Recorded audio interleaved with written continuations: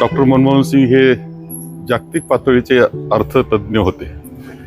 त्यांनी 1991 साली अर्थमंत्री झाल्यानंतर संपूर्ण देशाच्या अर्थव्यवस्थेला वेगळी दिशा दिली.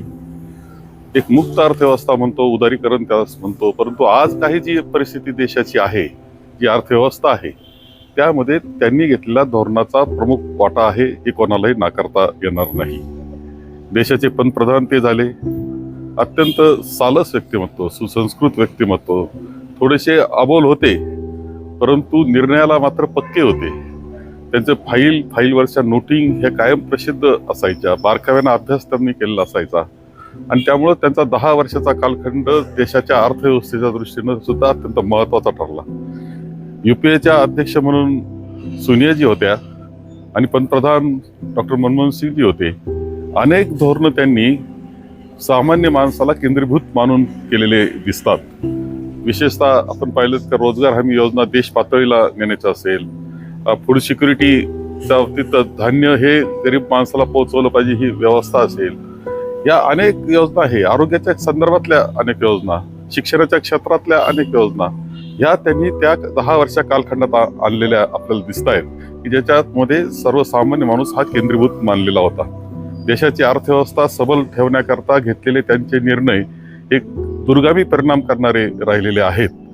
आज जागतिक पातळीला सुद्धा अनेक लोक त्यांचे सल्ले, अनेक देश त्यांचे सल्ले घेत असताना आपल्याला दिसत होते. याचं कारणच असं आहे की ते जागतिक पातळीला एक त्यांचा वकूब होता, विशेषतः अर्थ विषयामधला त्यांचा वकूब होता.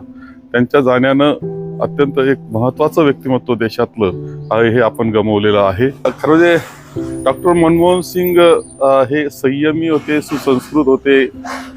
ते राजकारणी म्हणून कदाचित नव्हते, परंतु त्यांनी देशाकरता घेतलेले निर्णय, विशेषतः त्यामध्ये असलेले त्यांची दूरदृष्टी आणि भक्कम एक निर्णय प्रक्रिया ही अत्यंत महत्त्वाची कायम राहिलेली आहे. खरं म्हणजे माझा त्यांचा संबंध काही वेळेस आला काही मिटिंगांच्या निमित्तानं, परंतु विदर्भामध्ये शेतकऱ्यांची आत्महत्या हा विषय खूप मोठ्या प्रमाणावर होता आणि मी कृषी मंत्री होतो. माननीय विलासरावजी देशमुख हे मुख्यमंत्री होते. त्या कालखंडात डॉक्टर मनमोहन सिंग पंतप्रधान म्हणून विदर्भात आले. आम्ही एकत्र दौरा केला. मला यवतमाळची बैठक आठवते की त्या यवतमाळच्या बैठकीमध्ये ते पाऊस होता, त्यामुळं विमानतळावरच आमची बैठक घ्यावी लागली आणि त्यावेळेस त्यांनी शेतकऱ्यांशी साधलेला संवाद म्हणजे कायम स्मरणात राहणारा आहे.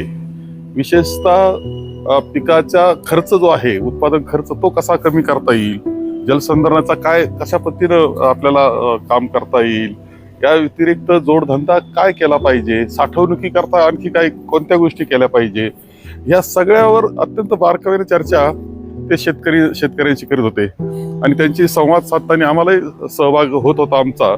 आणि त्यांनी घेतलेली ती बैठक माझ्या कायम स्मरणात राहणारी आहे.